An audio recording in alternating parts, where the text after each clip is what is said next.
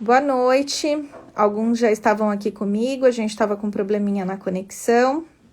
Eu sou Juliana Moraes, sou coordenadora aqui da Qualivetes, trabalho com medicina veterinária integrativa há 14 anos. E hoje nós vamos receber a Isabela Ferreira para falar um pouquinho para a gente sobre pulgas e carrapatos. Eu espero que agora dê certo. Divida a tela com a gente. Não. Não. Agora vai com certeza.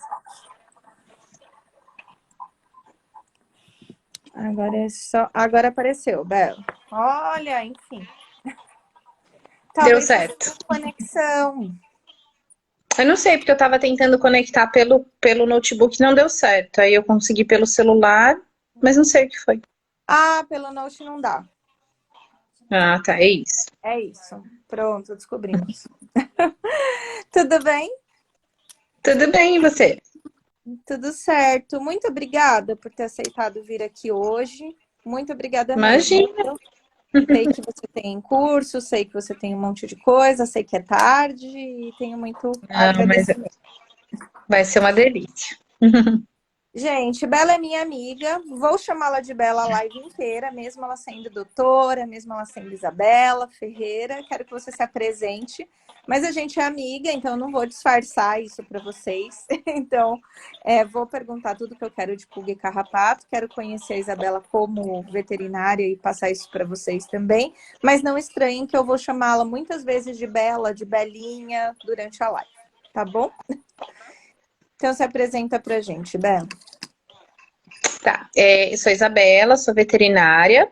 Eu atuo hoje com dermatologia veterinária, por isso também que a Ju me convidou para falar um pouquinho com vocês sobre esse assunto de pulga e carrapato hoje, que é um assunto que eu abordo bastante nas consultas. É isso.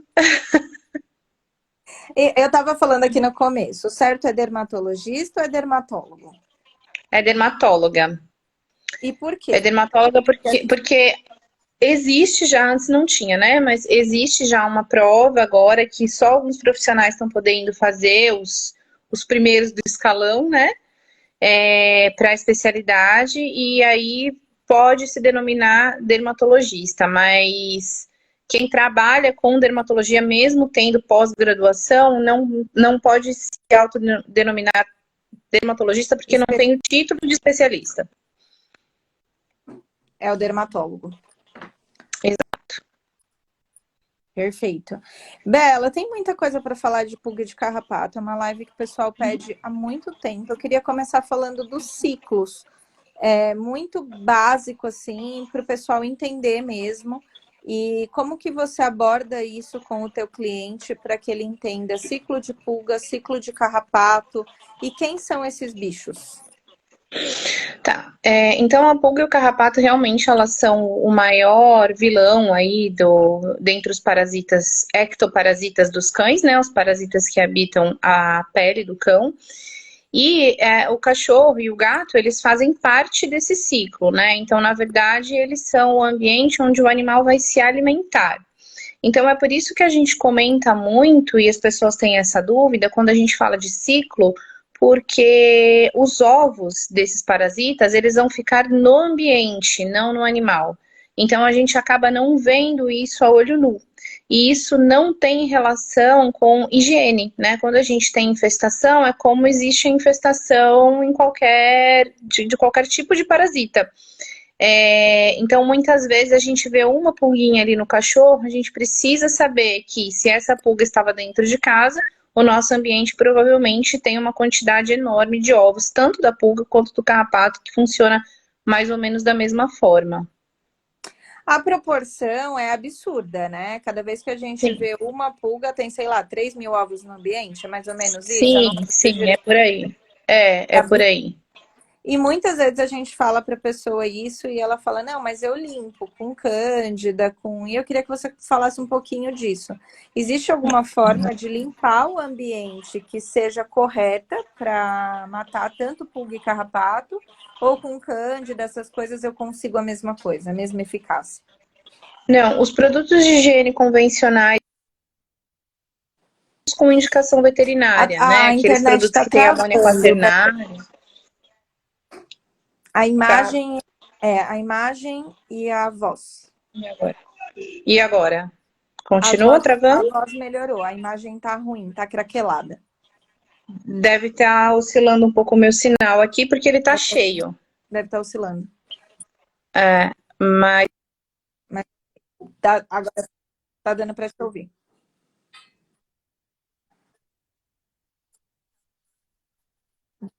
Tá.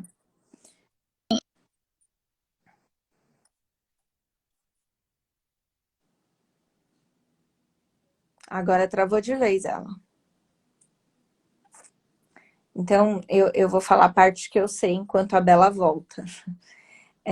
Então, gente, quando a gente fala de pulga, muitas vezes, e carrapatos também, muitas vezes quando a gente vai falar de limpeza de ambiente, muita gente até se ofende.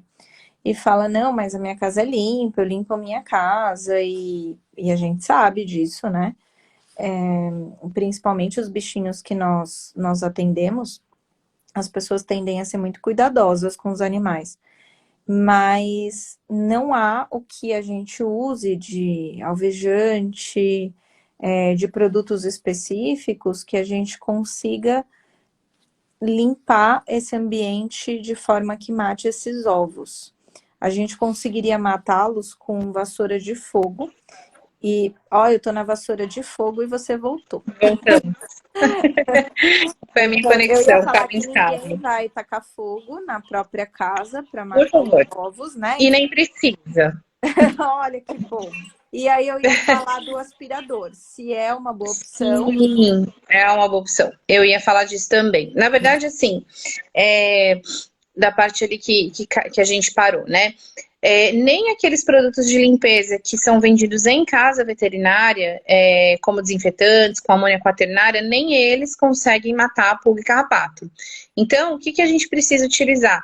Produtos específicos que são contra a pulga e carrapato, alguns tipos de veneno. O Botox, por exemplo, é um tipo de veneno muito comum que muitas pessoas me perguntam sobre ele, só que tem que ter muito cuidado no uso, porque o Botox é um veneno. Então, às vezes, se o cachorro tiver contato, não precisa ingerir o produto, mas pôs a patinha ali no piso ainda úmido, foi lá e lambeu a patinha. Isso é muito perigoso, porque a gente nunca sabe qual é o grau de intoxicação que isso pode ter para aquele paciente, né? Então, assim, ele pode ser usado, mas com muito cuidado. E o aspirador de pó, ele acaba sendo um grande auxílio, porque ele consegue remover os ovos, né? Que estão no ambiente que a gente acaba não vendo aí a olho nu. Mas principalmente também, quando a gente volta no assunto ciclo, é importante que o animal esteja medicado para que a gente faça o controle ambiental. Porque se o animal não tem aonde se o parasita não tem aonde se alimentar, porque esse animalzinho está medicado, ele para essa replicação no ambiente, né? Então, de nada adianta a gente fazer todo esse trabalho no ambiente e não cuidar para que aquele animal não seja novamente meio de alimentação para esses parasitas. Eu quero te perguntar 1000 coisas de curiosidades minhas e vai servir para todo mundo, até porque a gente aqui trabalha com medicina integrativa e quando a gente fala não trabalha com alopatia, é uma hipocrisia porque a gente indica venenos para que as pessoas utilizem contra os ectoparasiticidas, os ectoparasitas, que são os ectoparasiticidas. E aí é disso que eu quero falar. Quando eu indico, enfim, qualquer um dos produtos aí que tem tantos, normalmente esses produtos, quanto que você como clínica acha que eles podem ser tóxicos ou que eles Nocivos. podem ser nocivos para a saúde do animal, ou que quando ele está velhinho já não é mais indicação? O quanto que você como clínica dá uma vetada nisso? Você diz dos produtos que são oferecidos para o animal, né? Sim, para o animal. Esses a pipetinha de pôr nas costas. Né? E aí, não vou falar marca aqui, para que as marcas não entendam que a gente está falando que são nocivos, mas todos esses aí que vocês veem, os mais famosos, os menos, normalmente de pipeta, às vezes de spray, enfim, às vezes, agora de tomar, né? Que tá nos últimos tempos aí, muitos de tomar. Uma coisa que é interessante a gente falar, que às vezes as pessoas confundem, que as pessoas acham que os produtos orais são menos nocivos do que os tópicos, né? Por conta de estar tomando remédio, né? Mas na verdade, quando a gente passa o produto tópico também, ele vai ter uma absorção para a corrente sanguínea, porque essa é a forma que ele precisa para funcionar, né? Então, na realidade, assim, a gente entenderia como o mesmo grau de problema, entre aspas. Mas o que eu percebo os meus pacientes, falando especificamente da dermatologia, eles são, na sua grande maioria, pacientes alérgicos. Então, eu preciso colocar na balança. Se o meu paciente pegar pulga, ele vai ter uma crise. E se ele tiver uma crise, ele vai ter que tomar muito mais remédio, né? Então, para os meus pacientes, eu recomendo que o uso seja, sim, regular, seguindo a recomendação de bula. Ou E eu mensal ou trimestral, faço normalmente, né? isso. E aí eu faço esse acompanhamento de check-up a cada 3, 4, no máximo 6 meses com os meus pacientes, decorrente do uso também de outras medicações. Não vejo alterações significativas, tá? Agora, para os pacientes que eu ainda tendo um pouco de clínica, tudo, para os pacientes que eu atendo que não tem problemas alérgicos, o que eu recomendo? Em épocas do ano onde a gente sabe que o grau de infestação no ambiente é maior, então, ou seja, calor e chuva, eu recomendo que faça o uso com uma certa frequência. Agora, se tiver frio, se o cachorro não estiver saindo de casa, mora num apartamento, eu, particularmente, isso não tem certo ou errado, né? Eu, particularmente, não acho que seja necessário fazer esse uso frequente de medicamento. Queira ou não, é um medicamento. E aquilo vai sofrer uma metabolização no fígado, uma excreção no rim, mesmo o medicamento tópico ele vai ter aquela absorção, né? Então, eu acho que para alguns pacientes sim é necessário que o uso seja regular e para outros não. E qual que é a tua experiência, Bela, com a erva de Santa Maria, que algumas pessoas falam que inibe, enfim, que é uma coleirinha, né? Não tenho experiência. O que eu já tive alguns clientes que vieram usando e outros que até eu já cheguei a recomendar é o óleo de ninho. Tá. Que aí você encontra em diversas formulações, em spray, tem diversas formas. O óleo de ninho é natural, né? Ele tem um efeito repelente. A questão se a gente tiver uma infestação, não vai resolver. Assim como uma dúvida recorrente também que as pessoas me trazem é o banho antipulga, né? Shampoo antipulga. Mesma situação. Em situação de infestação não vai resolver, além do que, no caso do shampoo, tá? Não do óleo de ninho, ele não é nenhum tipo de preventivo. Se tiver pulga, vai matar. Se não tiver pulga, não vai acontecer nada, mas é que não vai ficar um resíduo no pelo que vá inibir que outros parasitas possam chegar nesse animal. Tá, eu queria conversar com você sobre a DAP. Na nossa época, era dermatite alérgica picada de pulga. Aprendemos isso, né? E aprendemos que era a saliva da pulga que causava isso no momento da picada. Passou o tempo, já não era mais isso. Quando você foi para a pós-graduação, já mudou, virou DAP, né, com E, que é de ectoparasitas. Então, dermatite alérgica picada de ectoparasitas, que já tirou um pouco da culpa da pulga. Então, não é só mais a pulga. E aí, assim, qual é a verdade sobre a DAP, que tantos animais têm, tantos tutores sabem? O que desencadeia essa reação alérgica e como prevenir?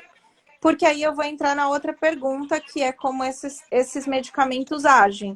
Porque eu sempre me questionei isso, e isso é uma coisa que eu passo muito para os tutores. Olha, vai picar de qualquer jeito, porque para morrer tem que picar. E aí não vai ter alergia, e aí eu sempre fico nessa. Então eu dou o Sim, essa negócio, dúvida é comum mesmo. e aí eu sempre fico nessa, e aí eu encaminho para os dermatólogos. Que bom. Eu encaminho. Para isso existem os especialistas, né? Mas é assim, ó, é exatamente isso. Antes a gente só falava em DAP, né? DAPP, a picada da pulga, e agora a gente fala em DAP, né? DAP, que é o ectoparasita. Sim, o carrapato é capaz também de desencadear a resposta alérgica no cão. Na verdade, o que acontece é que a saliva da pulga ou do carrapato que fazem desencadear essa resposta alérgica, não é a presença do carrapato, né? Então, o que acontece, qual que é a grande diferença, nem foi tanto a sua pergunta, mas que as pessoas me perguntam muito, entre a pulga picar um cão não alérgico e a pulga picar um cão alérgico, né? Se a resposta é pela saliva da pulga, não deveria ter em todo mundo? Então, na verdade, assim, hoje é um assunto bem amplo, mas quando a gente fala em alergia, hoje basicamente a gente fala muito em dermatite atópica, a gente pode deixar esse assunto para outra live, porque ele é muito longo, mas geralmente o cão que vai ter a resposta alérgica derivada da pulga e do carrapato, ele provavelmente seja um cão atópico. Então, ele já tem lá uma carga genética que vai fazer com que ele tenha uma resposta exagerada frente ao contato com a saliva da pulga ou do carrapato. Então, quando essa pulga pica um cão saudável, esse cão vai se coçar porque a pulga está nele e isso causa um incômodo. Mas no momento em que você medica e resolve a infestação, o cachorro para de se coçar. Quando a gente fala de um cão alérgico, essa resposta imunológica, essa resposta alérgica, ela já vai ter sido desencadeada, já vai estar gerando todo um processo no organismo desse cão que vai perdurar mesmo depois que você já resolveu o problema da pulga e do carrapato. Então, essa é a grande diferença. E aí, esses medicamentos, como você comentou, principalmente os orais, né? Porque alguns tópicos eles dizem que tem ação repelente também. Mas eles precisam da picada, sim, para o parasita morrer. Algumas vezes eu conversei com alguns técnicos dos laboratórios e eles dizem o seguinte, né? O lado dos laboratórios que eu ouvi, né? Principalmente, aí eu já não estou falando tanto da alergia, mas principalmente na transmissão de outros tipos de doença, como a doença do carrapato, né? As hemoparasitoses. O produto ele é capaz de matar a pulga e o carrapato antes que tenha esse tempo hábil para fazer a transmissão da doença. Agora, e no cão alérgico, como que isso acontece, né? Então, assim, é uma resposta muito individual. Então, eu posso ter um cachorro que precisa de uma pulga picando por pouco tempo e desencadear uma resposta alérgica, mas isso a gente não tem como saber, mas é muito difícil. Geralmente esse cão vai precisar mesmo de uma quantidade razoável de pulga, né? Picando esse cão por algum tempo para que ele de fato tenha uma resposta alérgica. Então não é aquele cachorro que foi passear na pracinha, uma pulga ali que estava dando bobeira subiu nele e ele vai ter uma super alergia. Não. Esse cachorro geralmente vai ser um animal que tem algum problema de infestação no ambiente onde ele está. Agora, já em relação às hemoparasitoses, embora o laboratório passe essa informação, a minha experiência sim, eu atendo muitos cães que têm hemoparasitose mesmo fazendo uso regular do produto, conforme recomendação de bula, certinho. Eu digo isso porque no começo eu acabei não comentando, né? Não sei se você tinha falado antes, mas eu não trabalho mais em São Paulo, eu trabalho hoje na região do Vale do Paraíba. E aqui a gente considera que as hemoparasitoses, elas são endêmicas, né? Então, todo animalzinho, a gente sempre, que vem para alguma consulta, a gente sempre precisa pensar que ele pode ter uma hemoparasitose. Então, na verdade, é rotina pra gente aqui, mesmo que o animal tome. É claro que ele tá mais protegido se ele tomar o remédio, com certeza. Mas ele ainda assim pode, infelizmente, ter a doença, mesmo estando com a medicação. E Bela, você teria preferência por aqueles produtos que falam que matam por hiperexcitação de contato? Que o ectoparasita sobe, entra em contato e que ele morre tipo convulsionando? Tem alguns produtos que dizem isso, até o spray, Sim, por exemplo, né? Na verdade, não tenho uma grande preferência, não. Assim, eu acabo optando muito, aí voltando, né, na minha área, na dermato. Eu acabo optando muito pelos produtos orais, porque os meus pacientes tomam banho toda semana, a grande maioria. Então, os produtos tópicos acabam tendo uma durabilidade menor, né? Então, nesse sentido, sim. Agora, isso tem tantas variáveis, né? Porque aí, por exemplo, se eu tenho um cão de chácara, às vezes eu vou optar por uma coleira. porque é mais fácil, né? E tem coleiras boas, né? Porque tem gente que às vezes traz um animal com aquelas coleirinhas bem baratinhas que só tem cheiro ruim e só. Não funciona mais pra nada. Se a pulga não se incomodar com o cheiro, ela vai subir. Então, assim, são inúmeras variáveis. Aí o cão que toma banho, o cão que não toma banho, a pessoa que tem muitos cães em casa ou que só tem um cachorrinho, né?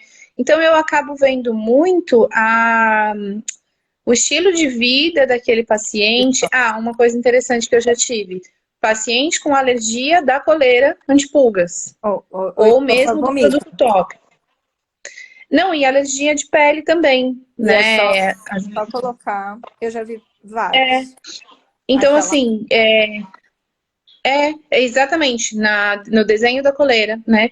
Então, assim, às vezes a melhor opção, teoricamente, seria a coleira, mas aí depois a coleira não deu certo, então você tem que pensar em outra estratégia. Então, isso, assim, eu não tenho um produto que eu sempre prescrevo ele, não tenho.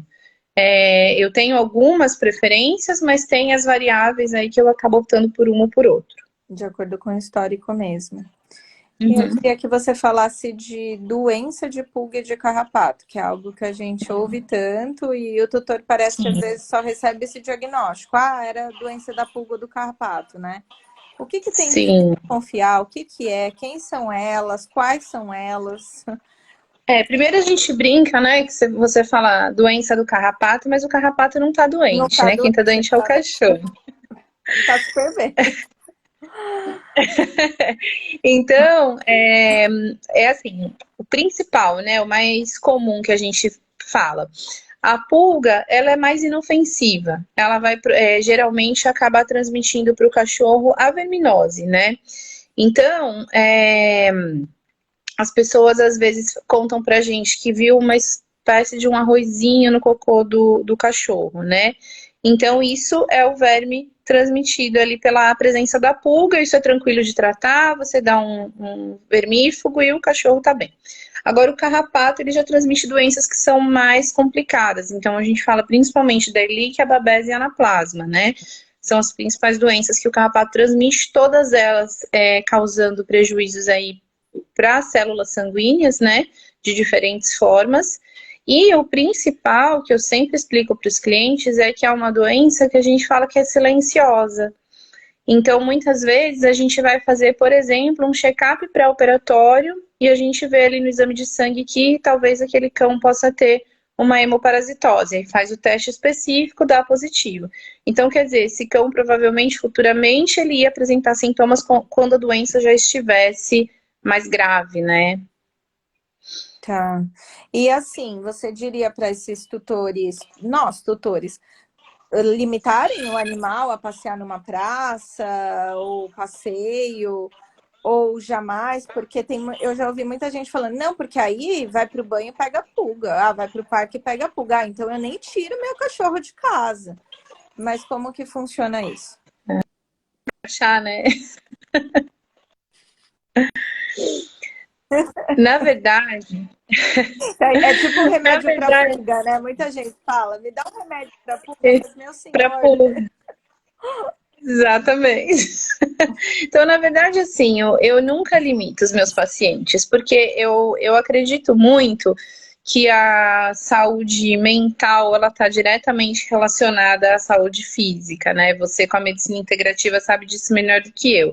Então, por exemplo, eu falei até, a gente estava conversando com alguns clientes essa semana sobre a questão da dermatite atópica, daí só pegando um gancho, fugindo um pouquinho do assunto, que se fala muito em hipótese da higiene na medicina humana, né? Então, quer dizer, teoricamente, se esse animal viver em um ambiente onde ele não tenha contato com os alérgenos do ambiente, ele vai ficar bem. E aí tem um estudo disso, que os animais foram colocados em ambiente hospitalar. E eles de fato melhoraram. Agora, quando é que você vai criar o seu cachorro num ambiente hospitalar? Nunca. E por que que você vai dizer para o seu cliente que você não deve deixar o cachorro passear? Coitado do cachorro de apartamento e que vai passar a vida vendo as paredes do apartamento. Ou então, muitas vezes, a pessoa coloca naqueles carrinhos, acreditando, né, carrinho igual de bebê, acreditando que ali o cachorrinho está mais protegido, mas ele acaba não se divertindo nesse passeio, né? Exceto, claro, tem os casos que são pontuais aí, que o cão precisa do carrinho. Mas no passeio em si, é importante o cachorro pisar no chão, o cachorro cheirar as coisas, ter contato com outros animais.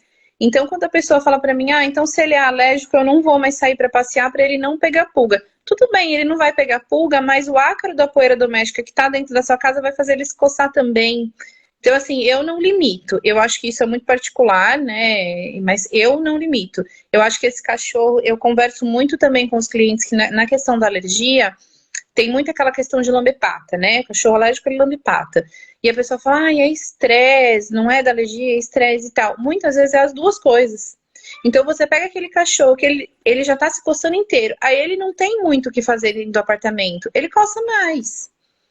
Então eu não vejo muito sentido em limitar dessa forma. E você falou das doenças serem silenciosas. Aí eu fico pensando, como que a gente faz? O que você orienta para os tutores para que eles percebam? Eu acabo orientando o check-up semestral ou anual. E aí você faria É a isso aí. mesma coisa na sua área, pensando em dermato. Mesmo assim, você vai mensurando aí por meio dos exames. Sim, a gente acaba vendo em exame e eu sempre falo para os tutores assim um pouco de cuidado, principalmente quando você está falando de um cão mais velhinho, para você não confundir aquela pouca atividade do animalzinho com doença, né? Porque eu já vi a pessoa falar assim, ele anda muito quietinho, mas é porque ele tá velhinho. Aí quando você faz o exame, você detecta o animal com a doença e daí durante o tratamento o cachorro fica muito mais ativo, né? Então, eu falo para a pessoa também perceber os pequenos sinais que a doença pode trazer. Então, aquela falta de apetite que está persistindo, né? Que você dá os agradinhos e o cachorro não está querendo muito, aquele comportamento mais quietinho. Pode não ser nada, mas se você está notando que o comportamento do seu animalzinho não está normal, leva para fazer um check-up, mesmo que você tenha feito um no mês passado.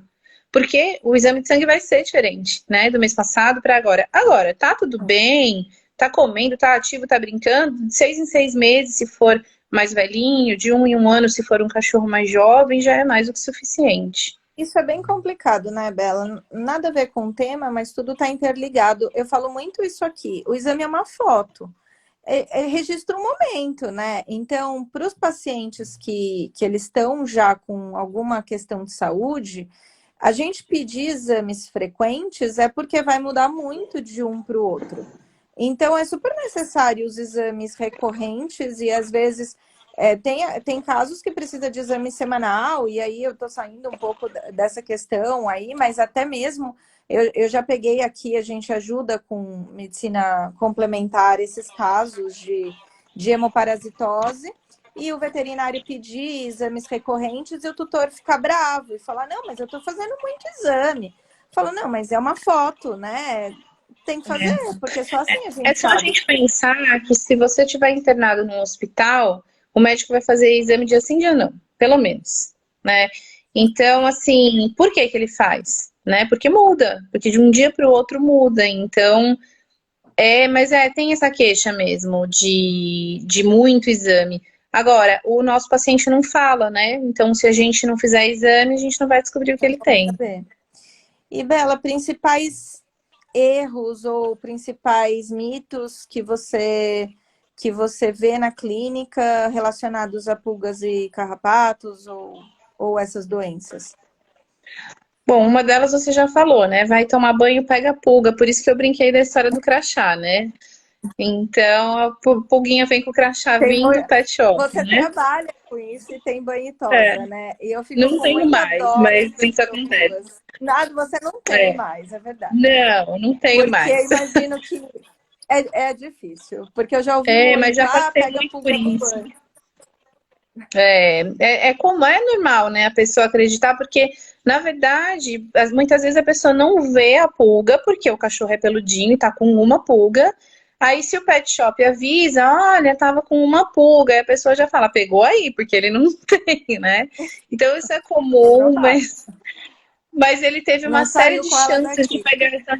Ele teve uma série de chances de pegar essa pulga no caminho, de pegar essa pulga em casa.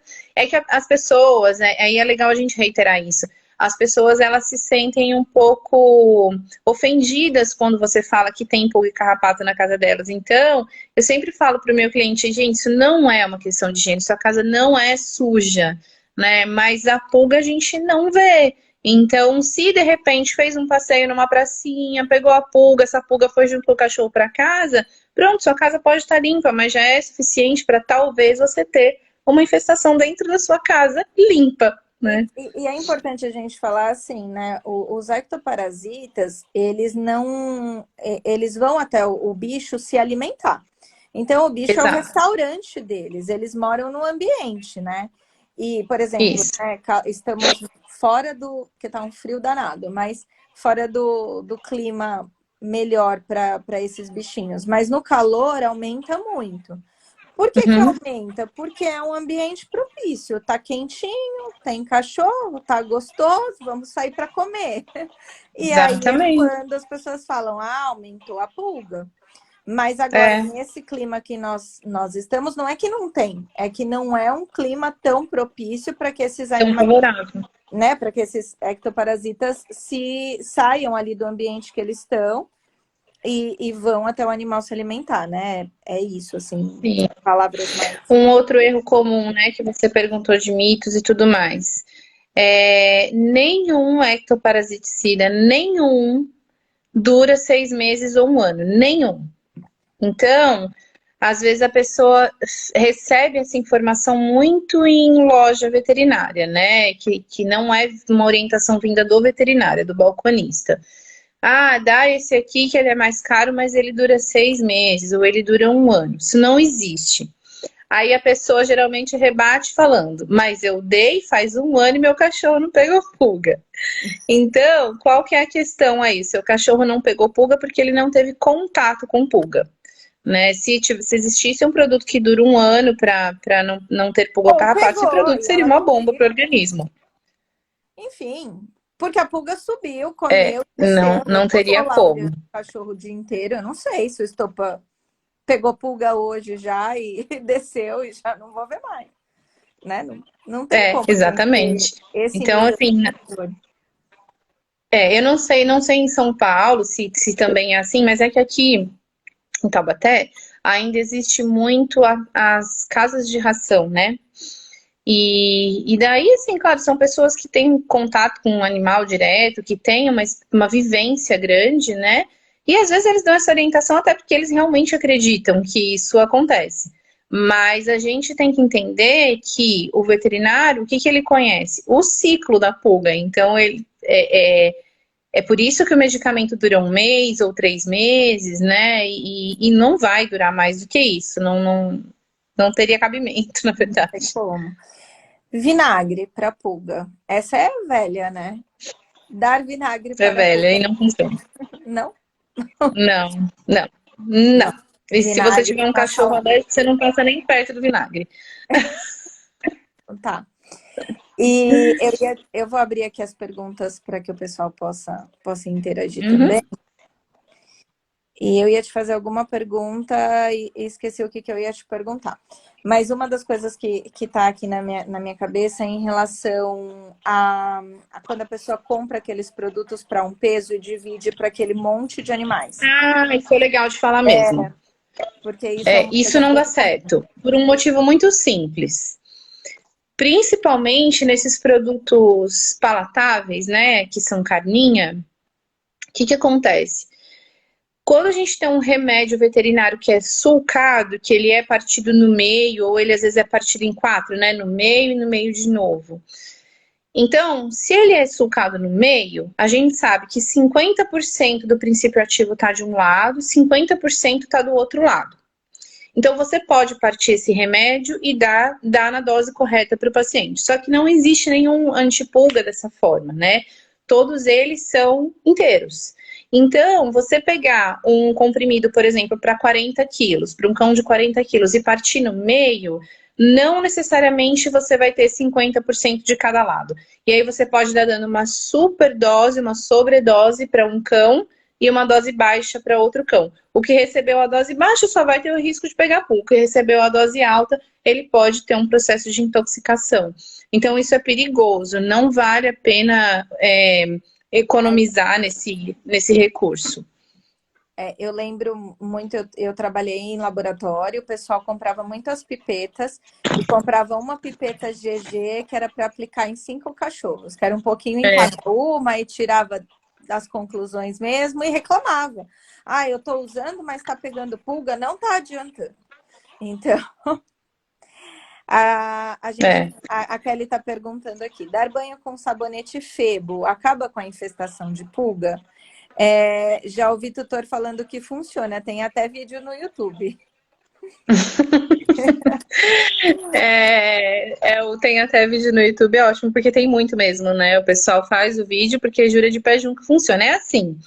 Na verdade, se você der um banho com qualquer coisa no cachorro com pulga, as pulgas adultas, você vai conseguir tirar, né? Então, o problema é o que a gente está falando de ambiente. Então, na pergunta, ela colocou a questão da infestação, né?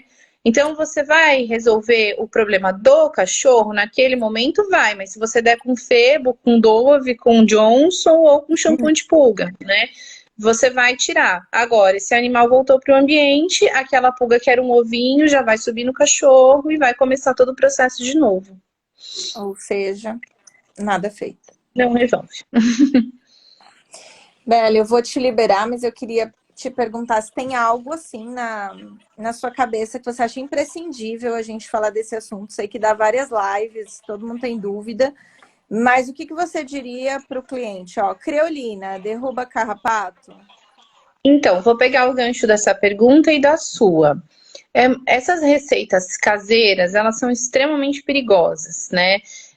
Então, por exemplo, não falando de pulga e carrapato, mas se usava amitraz para sarna, né, em cachorro. Até o óleo queimado, vimos muita Até o óleo queimadura queimado. horrorosa com isso. Isso. E aí é aquela história, você mata a sarna e o cachorro, né? É muito perigoso. Então não pode a creolina, assim, respondendo, a creolina derruba o carrapato? Claro que derruba, ela é um veneno, né? Mas para que você vai usar um veneno no cachorro se você tem opções seguras para usar? E mesmo assim a gente volta na história do banho. Você dá banho com qualquer coisa no cachorro, você resolve o carrapato. Agora, quando você voltar ele para o ambiente, ele vai pegar mais carrapato. Não é o mesmo carrapato, né? É outro. Então, eu acho que, assim, né, aí pegando o gancho da sua pergunta, é imprescindível a gente pedir para os tutores o cuidado com receita caseira, vídeo de YouTube, pesquisa no Google, porque às vezes a gente acha que é inofensivo, mas não é. Até algumas coisas naturais que a gente usa podem ser tóxicas para o cachorro. Diversas plantas que a gente muitas vezes usa para algumas coisas, para o cão ela é tóxica, né? Então a gente não deve fazer essas receitas caseiras sem orientação de um médico veterinário. E existem, para quem não gosta, né? Tem hoje bastante um perfil de tutores que não gosta de usar nada de medicamentoso. E eu tenho alguns clientes nesse perfil, e aí eu peço para passar óleo de ninho. O óleo de ninho é super seguro, ele tem a sua função também, ele ajuda, né? Mas assim, creolina, amitraz, o próprio sabonete Febo, né? Que ele pode não causar uma intoxicação, mas ele vai ressecar a pele daquele cão de tal forma que ele vai ficar se coçando. Então, a gente ajuda de um lado, piora do outro, né? Então, tem produtos seguros que a indústria testou antes de liberar no mercado, né? Que podem ser usados com tranquilidade. Quem testou não foi o cara que fez o vídeo do YouTube. Quem testou foram cientistas, né? E a gente tem que acreditar na ciência. E aí, eu só quero finalizar, gente. Eu trabalhei muitos anos em laboratório. E tem muita história de esse produto matou não sei quem, o outro produto matou não sei quem também. E parem de acreditar nisso, porque tem muita futrica, tem muita, enfim, fake news mesmo, né? Como tá na moda falar. E os laboratórios são super sérios, tem muito estudo por trás daquilo. Não vai ser o seu cachorro que passou por teste, não é assim que acontecem os testes. Então, assim, não divulguem coisas que vocês não sabem se é verdade ou não. Eu já vi muita gente deixando de proteger os animais porque ouviu isso, ouviu aquilo e tal produto mata.